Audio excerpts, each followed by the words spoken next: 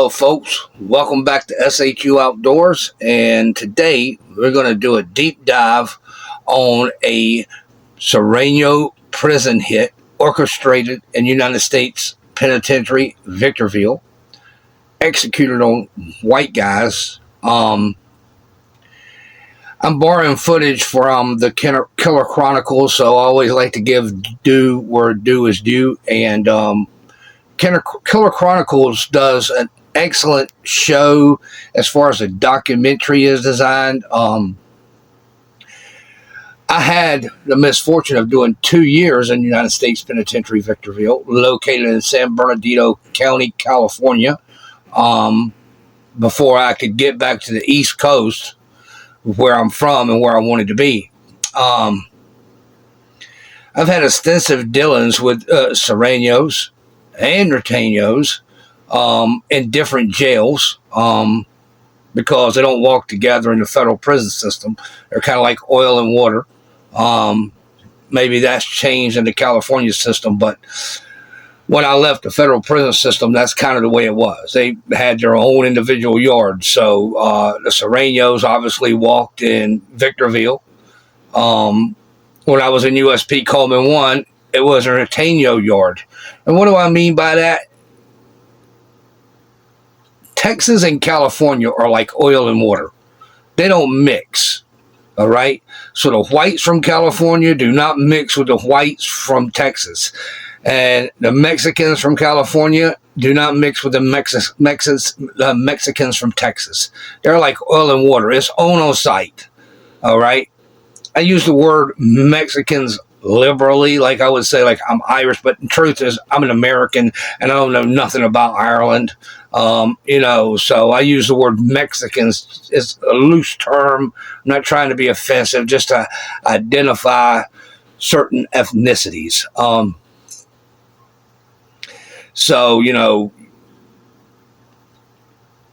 USP Victorville was a brand yard and a Mexican mafia yard. The Serranos walked there, and an assortment of any number of other white guys from other states walked there. But you had no Texas white gangs walking there, and you had no Texas Mexican gangs walking there. So that's kind of the lay of the land. And I've did a lot of businesses with the Serranos, and I found them to be gentlemen. Okay, I found them to be straight up professional criminals who kept it real. Those guys have a very strict order of hierarchy. You know what I mean? Like, they're going to keep it real. Not because I made them keep it real or anybody outside of their structure made them keep it real, but because within the Serranos and the way their chain of command is set up, they're going to keep it real. And one thing else they'll do is put that steel in you if you disrespect them. So let's go ahead and get into the footage. And because I have been in Victorville, and I did 25 years in prison, 14 years in New York State, Attica, Sing Sing, Rikers Island, and then another 10 years at the United States Penitentiary level from coast to coast, I can analyze a lot of things where other people can only kind of do documentaries on them and then kind of take prison records and then kind of like say what the prison said. I can tell you exactly what happened here. And without further ado, let's go ahead on and get into it. The United States Penitentiary in Victorville, California was built and opened in 2004. It was a modern prison model designed to house some of the most dangerous and crafty inmates in the federal system. It was originally conceived in 2001 after public outcry prevented the construction of a new prison in nearby Lompoc to replace the aging penitentiary there. As a result, when Victorville opened in October 2004, it inherited hundreds of high-security inmates from Lompoc, including members of gangs like the Mexican Mafia, the Aryan Brotherhood, and the Nazi lowriders. Our episode today focuses on the situation in Area 4, where in March 2005, two cellmates, Timothy Ulch and Stephen Scapazzi allegedly worked together with corrupt prison guards to start a contraband business. They were said to be distributing marijuana and tobacco to the whole module, while a third inmate in their area made Pruno by the gallon, which inmates routinely drank in soda bottles in open view of staff. On top, I don't know if prisoners drink bottles of Pruno or homemade wine in front of staff. Okay, first of all, you can't even make wine in a United States penitentiary or any federal facility. You have to make moonshine because they only sell sweet and low packets. So if you try to make wine out of it, it's way too sweet. You can't even swallow or drink it. You have to make the wine, the mash. It's way too sweet to drink, and then you have to work it off into clear alcohol. So is it possible that somebody took some of that clear alcohol and mixed it in with some juice and they drank it? It's possible. But, you know, the cops are going to smell it. And, you know, you might have one or two that let it ride, but as a general rule, you know, if the wrong CO walks by and smells alcohol, it's going to be an issue. Now, is it possible they have some corrupt guards that were smuggling in tobacco and marijuana? Yeah, it's possible. It's possible. But in my experience at a United States penitentiary, they're real tight, okay? Unlike the state system, the feds usually pay their prison guards $60,000, $70,000 a year after they've been working for a couple years, plus full benefits for them and their family. So they're not as easily, not saying they're not corruptible. I never said that, nor will I ever say that. But they're not as easily corruptible as, say, a prison guard in Alabama or Mississippi or some other rural southern state where they pay them $15 an hour. Shouldn't be a surprise those states are flooded with contraband and all kind of other stuff. You don't pay your guards nothing. And not only are they paid much, much better than a state correctional officer would be paid, they also have a lot more oversight, you know, because the prison administration knows who they're dealing with. You're dealing with very sophisticated criminals, and you're also dealing with a lot of criminals that have access to vast sums of money. So I'm not saying there's not corruption there, but it's not nearly on the level that, say, a medium, a FCI, or a low would be. The lower the security, the more is flowing. The higher the security, the more tight things are. All right? So it's kind of hard for me to believe. I did 2 years in Victorville. Now, you had a lot of Suboxone. You did have some what they call like the Mexican heroin, because like on the East Coast it's China white, it's powdered heroin, white. On the West Coast and a lot of the Southwest states, it's more like tire. That's why they call it tire heroin. There was some of that there. I never indulged because in a place like that, the last thing I want to do is go around high and drunk. That's a recipe for disaster. And as this right here footage unwinds, you'll see why it's a recipe for disaster. So let's go ahead on and get back into it. On top of that, Ulch was allegedly having an affair with a female corrections officer, further shielding the pair from being discovered by authorities. It definitely happened. The inmates in Area 4 had already figured out how to make and stash knives. Scapazzi was known to unscrew speakers in the TV room and hide the white inmates' community shank in there, for example. While such behavior is typical of prisons all over the world, looking back on the events of April 11th, 2005, with the benefit of hindsight, it is clear Area 4 was on the brink of spiraling out of control. It's not clear. This is a normal operating procedure in any United States penitentiary. I was in USP Victorville, and I would say it was a pretty smooth running prison. For a maximum security prison, why because the Serranos, contrary to what you may hear, and I'm a white guy, so I'm just looking at this honestly from an objective point of view. Contrary to what you may hear in a lot of these prison documentaries, the Serranos are not just madmen on the loose. Again, they have a very strict order, a very strict hierarchy of acceptable conduct on their part. So they're not just running around like wild men doing wild things. It doesn't mean they won't handle their business in a blink of an eye. What it means is if you conduct yourself like a gentleman, you do good, clean business, it's very unlikely you're going to have any problems with the Serranos because their number one goal is to make money, okay? So if you're facilitating making money, you pay your bills on time, you're not disrespectful out of your mouth, chances of you having any problems with them, I would say is pretty low. Like I said, I've been to coast in the feds. I did 2 years at Victorville. I don't have a stab wound on me because I know how to conduct myself like a G, like a man. All right? Let's go ahead on and get back into it. On the evening of April 11th, inmates were on an indoor recreation period where they were allowed outside of their cells but not on the outdoor yard. Some were showering, others were ironing their clothes or taking care of other minutiae in their day-to-day lives. Scapazzi, by all accounts, was getting drunk on Pruno and not doing a great job at handling his liquor. While in full view of numerous other inmates, Scapazzi began teasing Jose Yogi Murillo, a member of this. Yeah, that's going to go real bad. And,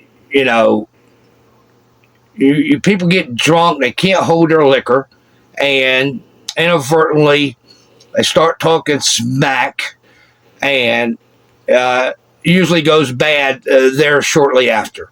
Yeah.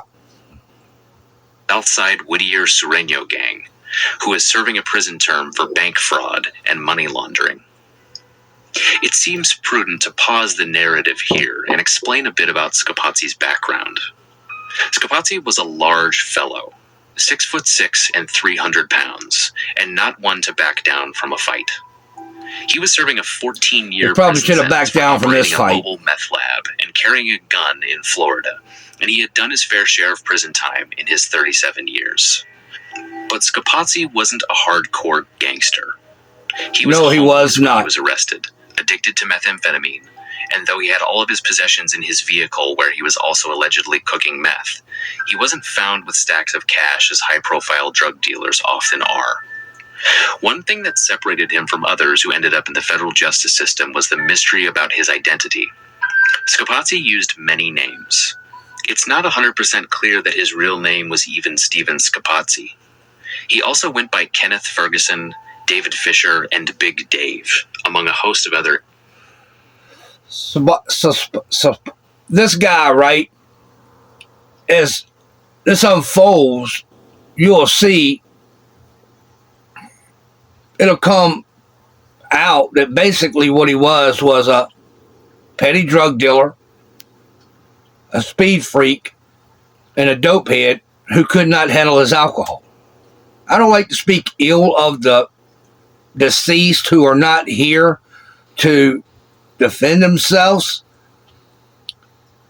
but I've dealt with thousands of guys just like this guy, and the end result is always something bad that happens to these guys. It's very rarely something good, unfortunately. Aliases. He had at least 2 social security numbers, and federal prosecutors in Florida said they weren't able to do a thorough background check on him because he was able to change his identity with ease. Back to the narrative. Scapazzi might have intended his remarks to Yogi that night to be in jest, but that's not how Yogi took it. A few minutes later, Scapazzi upped the ante when he entered Yogi's cell on the lower range of Area 4 while Yogi was sitting on the toilet, and made an aggressive gesture. A few minutes after that, he began to shadow bump. You're definitely going to get hit at that point. It's just a matter of time.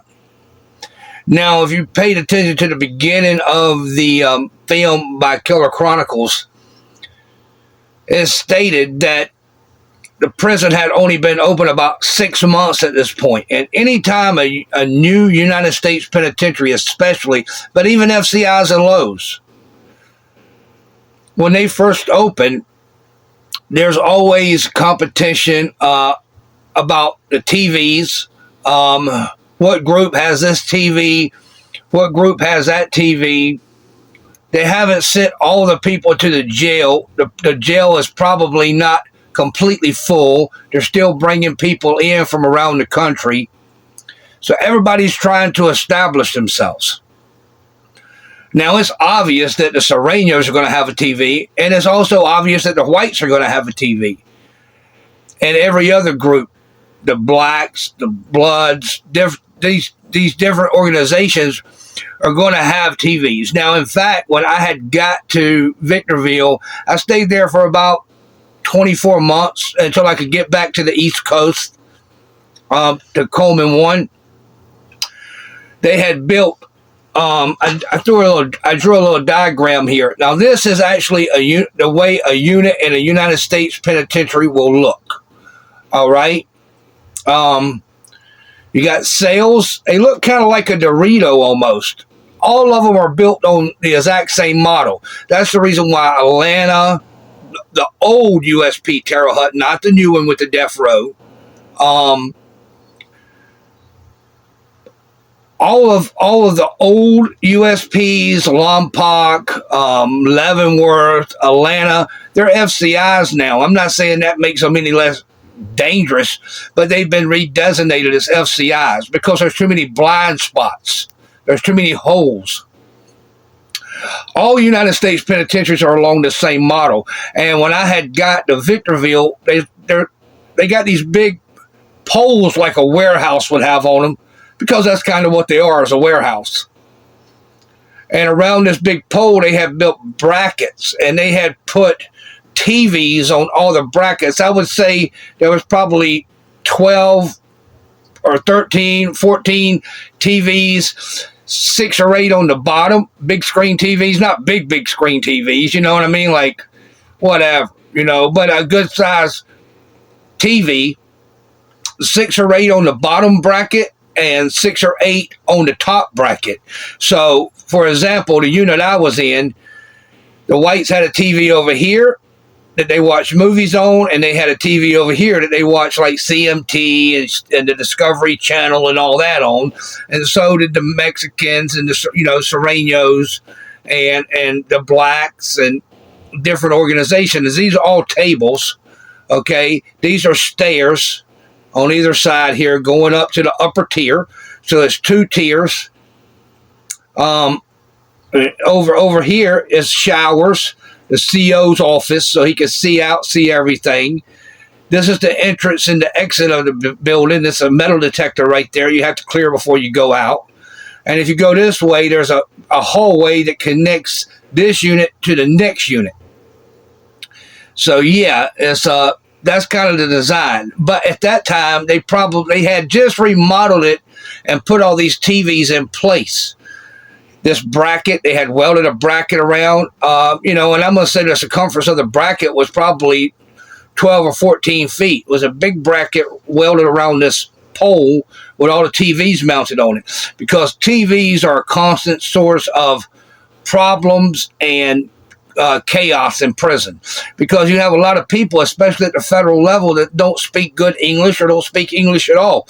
And it's also white guys like to watch the Discovery Channel and CMT and different types of movies than the Mexicans and the blacks like to watch. So if you only had one TV, that would be a constant source of chaos and confusion.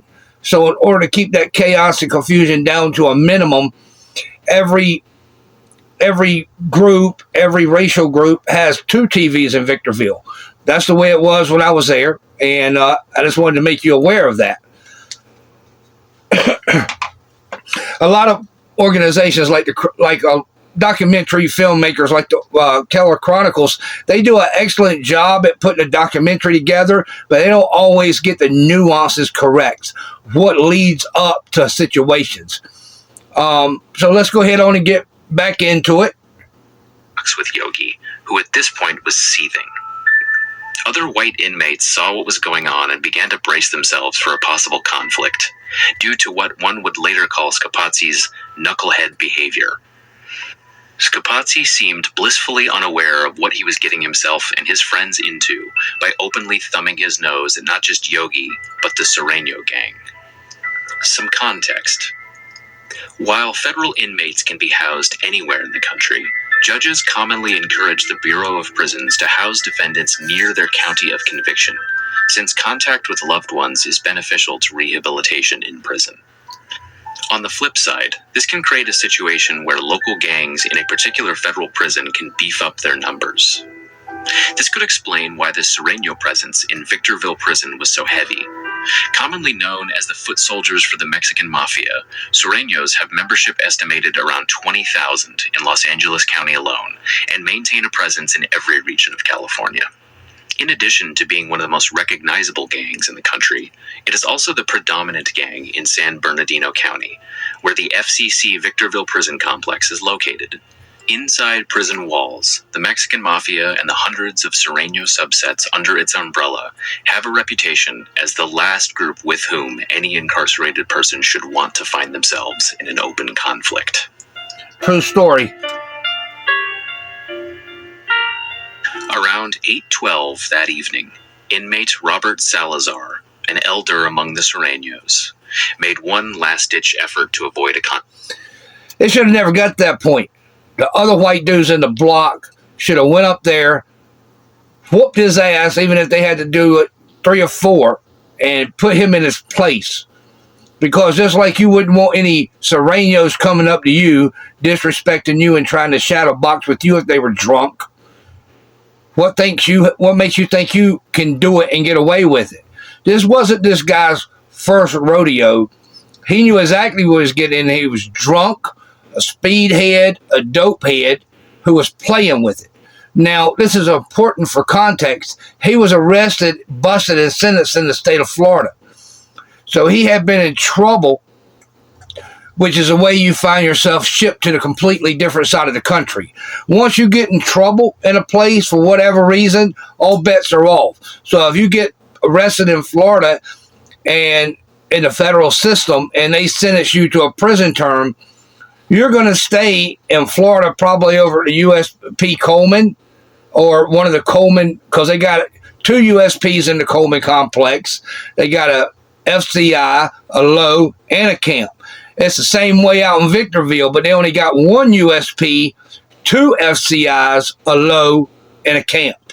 All right? So Victorville and Coleman are about the same size, except for one's got 2 FCIs, which is like a medium in the feds, and one's got 2 USPs. Coleman's got 2 USPs. Victorville, USP Victorville has 2 FCIs. But the nuance to that is, even though they're FCI, they're right by a USP. So the same politics that are in a USP filter right over to the FCI. So they're just as dangerous as the FCI. There's just a little bit more movement. I just wanted to put that in proper context. This guy is a straight up bozo. He not only did he put himself at risk by doing this nonsense, he put every other white guy in the block at risk. That's the reason why, for lack of a better word, every racial group is going to have a proxy leader. Why? To keep situations like this from happening. More than likely, it was because the jail had only been open for approximately 6 months, and they hadn't sent in everybody that they intended to move to that jail. They hadn't sent them there yet. Because people are constantly moving around in the federal system, and a situation like that where they just opened a jail, they probably hadn't got everybody there. And another thing about a USP, Oftentimes, there's 6 units on one side of the jail. They're all built on the same model. One or two of them are double stacks. They don't have but one side. So you'll have 12 units on one. I think USP Pollock has got like double stack like that, and maybe one or two more. But most of them are built along the same exact model. Slight differences in where a Native American sweat lodge would be, or